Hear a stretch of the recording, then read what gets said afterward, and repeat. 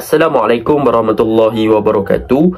Hari ini saya nak buat ulasan perlawanan antara Malaysia versus Tajikistan dalam final Pesta Bola Merdeka yang mana Malaysia kalah 2-0. Kekalahan ini adalah kekalahan yang sukar diterima. Apatah lagi Tajikistan datang dengan skuad yang mereka boleh dikatakan terlalu muda. Average umur mereka adalah lebih kurang 21.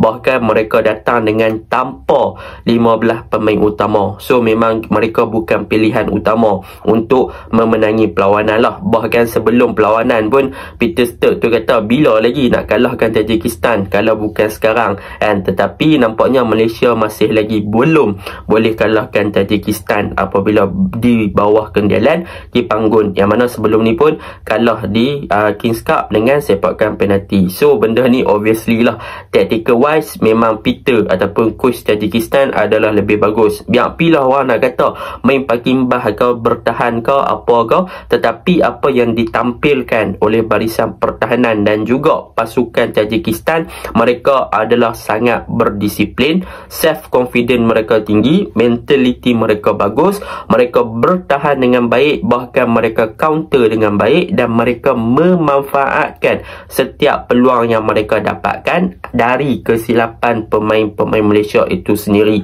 Jadi memang well deserved lah untuk Tajikistan menang. Tahniahlah untuk Tajikistan.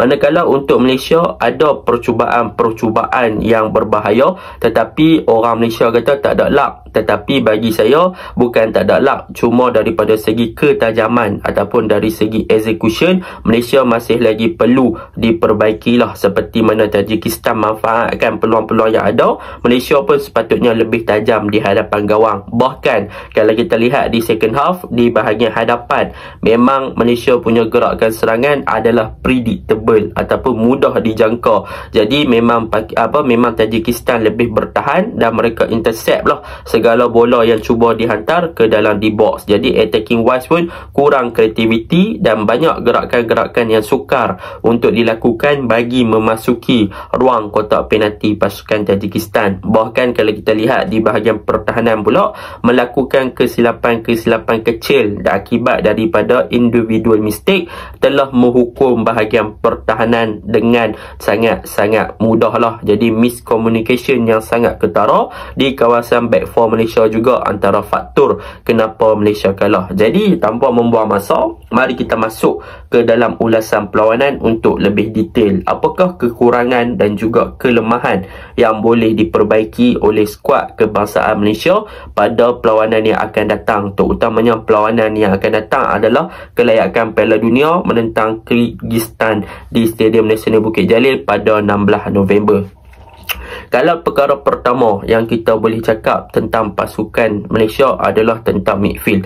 Untuk perlawanan ni mereka meletakkan Endrick dan juga Brandon Gunn, yang mana Brandon Gunn masuk untuk menggantikan Nualin. Jadi still lagi dengan pergerakan daripada dua midfield, dan Safawi Rashid diletakkan di bahagian tengah sebagai pemain nombor 10 untuk bermain di posisi tersebut menggantikan Ahya Rashid. Jadi apa yang kita boleh nampak pada perlawanan ni sebenarnya bahagian midfield kita adalah kawasan yang sangat ketara dan juga mempunyai loophole yang sangat banyak, iaitu mereka tak mampu nak connect really well daripada bahagian bawah ke atas ataupun daripada bahagian tengah ke atas. Bermaksud di sini midfield department kita tak boleh untuk connect di zone 14, iaitu untuk cipta sesuatu terutamanya combination play di kawasan pihak lawan. Dan kalau kita lihat di fasa apabila kita kehilangan bola, our midfield ataupun midfield kita tak boleh nak bagi enough protection ataupun untuk backup back four kita ketika pasukan Tajikistan memegang bola. Jadi di sini kita boleh katakan dari segi transisi Malaysia menghadapi masalah yang sangat ketara daripada segi gap di antara midfield department dan juga attacking department untuk mereka connect dengan baik ke bahagian hadapan. Jadi apabila mereka tak boleh connect ataupun tak boleh sambung dengan baik untuk membentuk untuk combination play antara midfield dan juga attacking department, apa yang akan terjadi adalah Malaysia akan lebih banyak supply bola dengan hantaran-hantaran jauh. Jadi apabila mereka supply bola dengan hantaran-hantaran jauh, kebanyakannya pemain-pemain Malaysia akan cuba untuk push dengan hantaran-hantaran jauh di bahagian wide area ataupun di bahagian winger lah, untuk mencari sama ada Faisal Halim, untuk mencari Kobe Ong, ataupun untuk mencari Safawi Rashid dan sebagainya yang berada di bahagian kanan dan kiri lah. Jadi apabila banyak hantaran-hantaran bola ataupun hantaran-hantaran jauh yang dilakukan daripada bahagian bawah untuk pasukan Malaysia, memang kita boleh nampak perbezaan yang ketara daripada fizikal yang diterapkan ataupun fizikal pemain pasukan Tajikistan dan juga fizikal pemain pasukan Malaysia. Apabila banyak lomba-lomba tersebut dihantar, pemain Tajikistan dah boleh baca yang pemain Malaysia akan cuba untuk cari di bahagian wide area.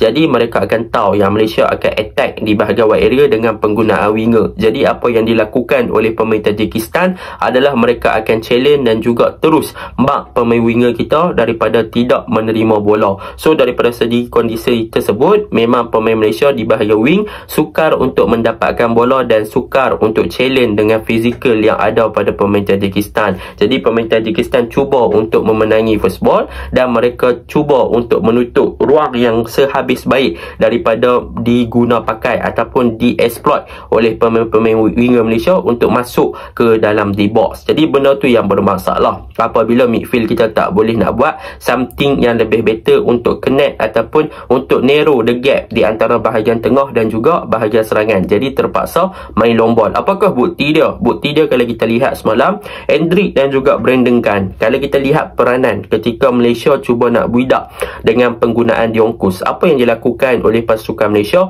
adalah Hendrik akan drop lebih deeper di kawasan half space kanan ataupun di kawasan kanan tengah Malaysia lah, dan untuk Brandon Gunn dia akan lebih drop lebih deeper di kawasan left centre back dan dia memberikan ruang ataupun kebebasan kepada Kobe Ong untuk naik lebih tinggi. Jadi apabila Brandon Gunn dah turun di bahagian left centre back, dia akan membentuk kepada pembentukan back 3, dan di kawasan back 3 ni Hendrik akan cover up di kawasan Malaysia sendiri adalah di kawasan bahagian kanan. Jadi pembentukan di sini kita boleh nampak yang Hendrik dan juga Brandon Gunn adalah dua player midfield Malaysia, tetapi mereka berada di dalam wilayah mereka sendiri dan mereka terpaksa untuk bermain dengan hantaran-hantaran jauh. Dan dalam fasa yang sama, kalau kita lihat apabila Hendrik lebih drop lebih deeper ataupun Brandon Gunn bertindak lebih sebagai left centre back, mereka tak boleh nak provide enough coverage di kawasan middle third yang menyebabkan loophole yang terlalu banyak dan gap yang terlalu banyak antara midfield department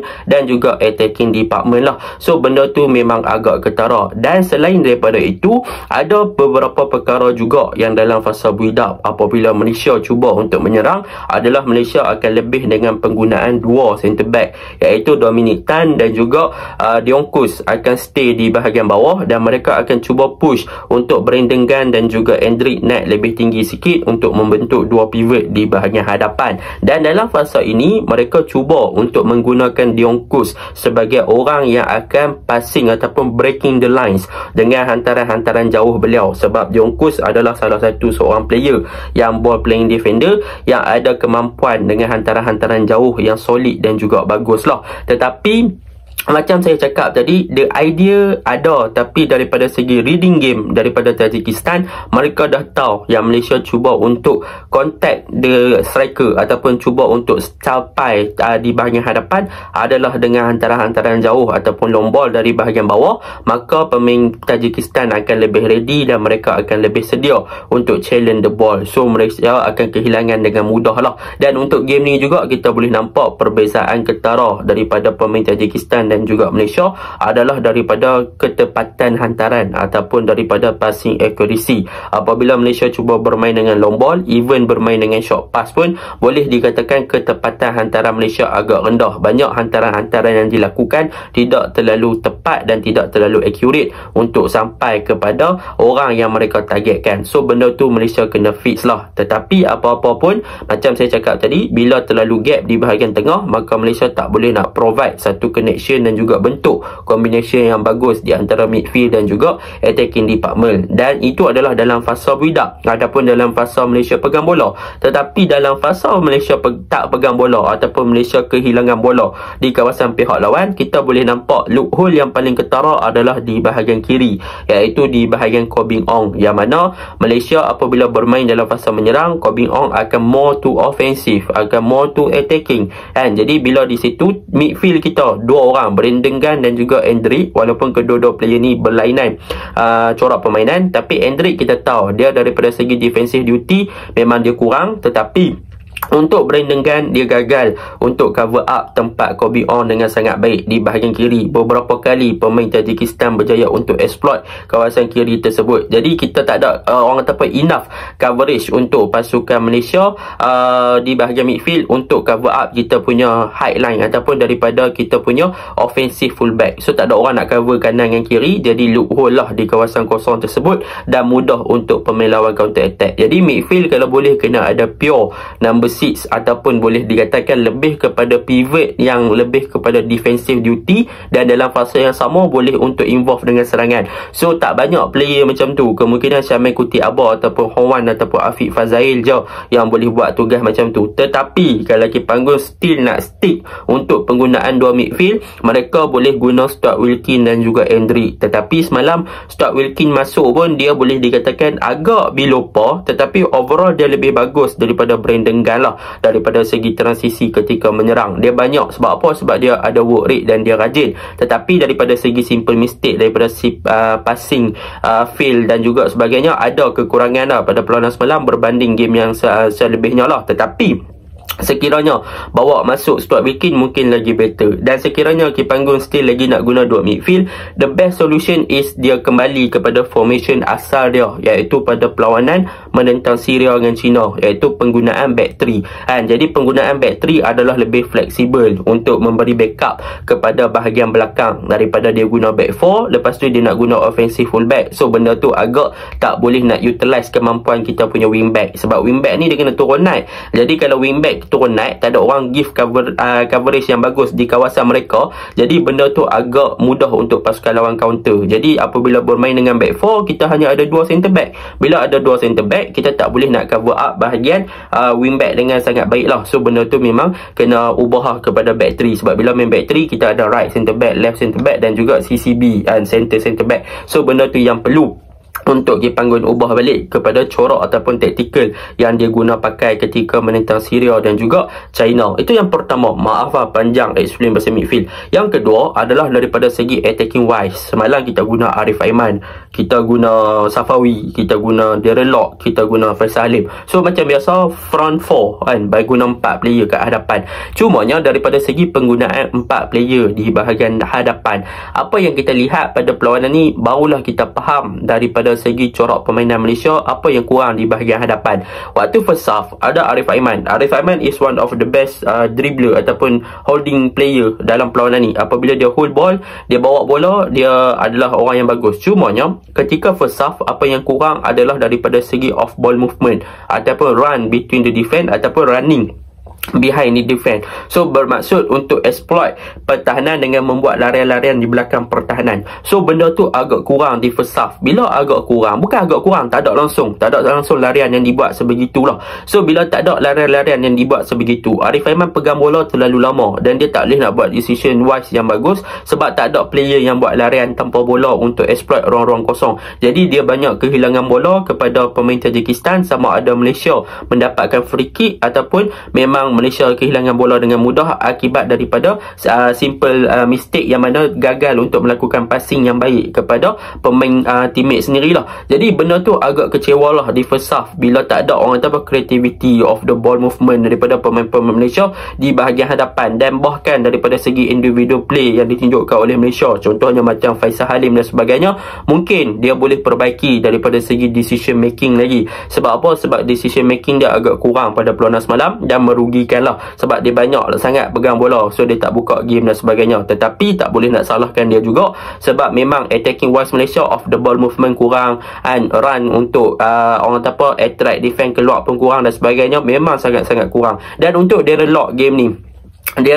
ni, dia kena marking dengan adik Amirbek adik Amirbek Zoe Durabov, iaitu pemain nombor 2 dan juga pemain nombor 19 serta pemain nombor 5. Untuk game ni dia relok memang sepatutnya dia ada competition atau kompetitor ataupun pesaing untuk bermain sebagai number 9 sebab dia terlalu selesa. Untuk game ni dia tak boleh nak pressing dan dia tak ada ruang. Sebagai seorang striker, dia kena banyak bergerak dan pandai untuk mencari ruang sewaktu pemain Malaysia pegang bola, terutamanya di bahagian wide area. Tetapi in this game memang dia relok tak ada banyak peranan yang dilakukan. So memang dia beraksi di bawah below par. Dia kena mark tetapi dia tak pandai untuk check in check out. Dia tak keluar daripada marking tersebut, tak cuba untuk bergerak tanpa bola, create space dan sebagainya. So memang dia beraksi di bawah below par. Untuk Safawi Rashid, memang boleh saya katakan mungkin dia better daripada segi passing sewaktu set pieces, tapi daripada segi involve team play dia kurang. Dia tak pressing, dia tak buat something yang bagus, tak bagi impact yang besar kepada bahagian hadapan. Memang nampak ketara lah. And so benda tu memang nampak ketara. Tetapi benda yang menarik adalah di second half, kemasukan Ahir Rashid. Yang mana kemasukan Ahir Rashid adalah satu benda yang sebenarnya memberi harapan sedikit kepada bahagian hadapan Malaysia, iaitu daripada segi larian-larian yang dibuat, yang mana dia buat run behind the defense ataupun larian di belakang pertahanan.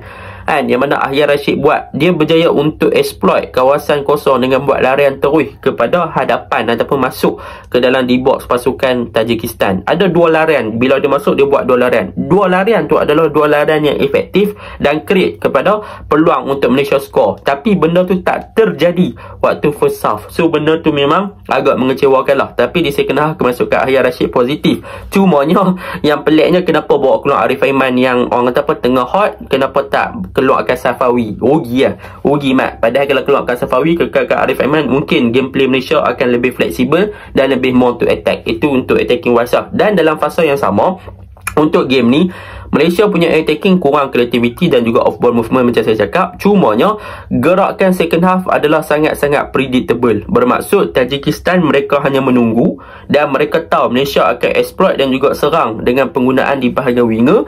Jadi apa yang dilakukan oleh Tajikistan adalah mereka sit deep low block dan mereka membiarkan pemain Malaysia control that area dan mereka akan cross dan pemain Tajikistan akan intercept. So that is a good reading game by Tajikistan sebab mereka tahu dah, mereka dah jangka yang Malaysia akan buat macam ni, so mereka akan buat benda tu, so mereka defend really good. So memang kena banyakkan lagi penetration in the middle, bukan hanya push to wide. Sebab bila push to wide, pemain lawan dah boleh tahu yang mereka akan supply ataupun lay off bola di dalam kotak penalti. Jadi benda tu agak predictable lah. Kalau Malaysia push attack untuk in the middle, lagi baik, lagi bagus lah. Tapi macam saya cakap balik pada kelemahan pertama, midfield tak boleh nak connect, Safawi tak boleh nak create something. So benda tu agak negative side lah untuk pasukan Malaysia. Itu yang kedua lah.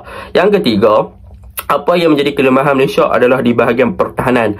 Kompartmen defending daripada segi attacking wise untuk fullback, iaitu Matt Davis waktu first half dan juga Kobing Ong waktu first half dan second half, mereka offensively bagus.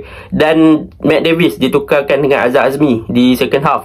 Itu adalah pertukaran yang solid sebab kita tahu Matt Davis orang kata apa, Matt Davis dah tunjukkan something. So memang dia dah secure tempat dia lah. Dan Azhar Azmi masuk memang solid. Gameplay dia memang awal-awal agak kurang lah daripada segi closing tu, tapi after 10 minutes dia berjaya untuk settle down dan dia buat something. Dia berjaya create satu crossing yang lawa kepada Mukairi, tapi sayang Mukairi pula tanduk melambung kan. Tapi overall daripada segi offensively, kita ada typical right back yang offensif seakan Matt Davis lah. Cumanya beza Azam dengan Matt Davis, Azam kena perbaiki daripada segi dia punya decision making, daripada segi dia punya passing, iaitu crossing dia punya passing, dan juga dia punya physical untuk beat dengan lebih tough lah di ketika menyerang. Ketika bertahan dia tak ada masalah, 1v1 dia memang solid defend tapi ketika menyerang dia kena perbaiki daripada segi dia punya body posture untuk attack orang kata apa, defend pasukan lawan. Kalau dia boleh baiki benda tu, dia boleh buat overlap dengan lebih bagus lah. Tu daripada segi attacking wise. Tetapi untuk defend, dua center back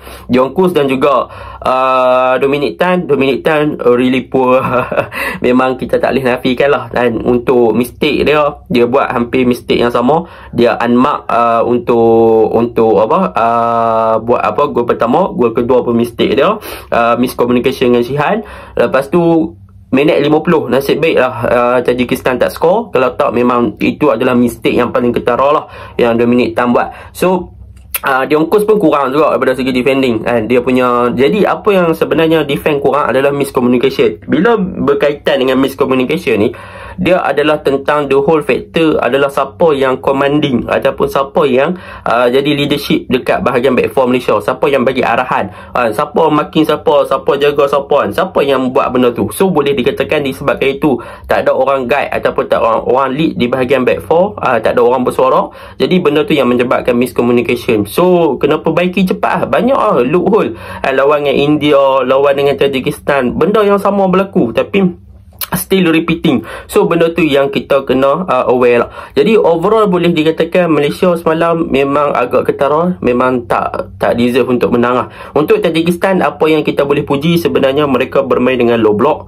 Mereka punya corak permainan defensive shape sangat bagus. Mereka tutup ruang sangat compact. Mereka counter attack sangat efficient. Mereka punya midfield Amir Bat dictate the tempo sangat bagus. Mereka punya true passing memang sangat excellent. Mereka punya ketajaman finishing memang sangat bagus. Execute, bahkan striker yang gol pertama Tajikistan tu, yang tu tara-tara best Luqman Hakim tu. Dulu dia lawan dengan best Luqman Hakim skor per biji waktu tu Malaysia menang 6-2 lawan Tajikistan untuk kelayakan Piala Dunia waktu tu, tak silap saya. Tapi hari ni dia skor lawan dengan Malaysia senior, dia main dengan senior lah. So bayangkanlah pemain muda dah macam pemain muda Tajikistan tu dah level macam mana nak banding dengan pemain muda kita. So benda tu lah.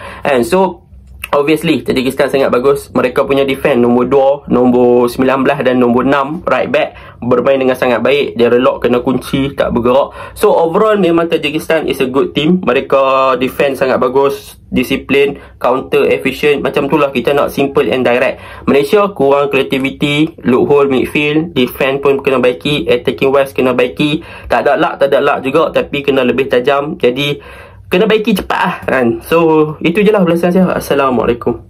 Ada satu lagi perkara yang sepatutnya Malaysia perbaiki adalah daripada segi set pieces, yang mana untuk game ni Malaysia dapat free kick, Malaysia dapat corner kick dengan terlalu banyak. Dan kalau kita lihat daripada segi defending shape ataupun daripada segi defensive structure untuk pemain Tajikistan ketika set piece sewaktu corner ataupun free kick, sebenarnya Malaysia boleh untuk execute peluang-peluang tersebut.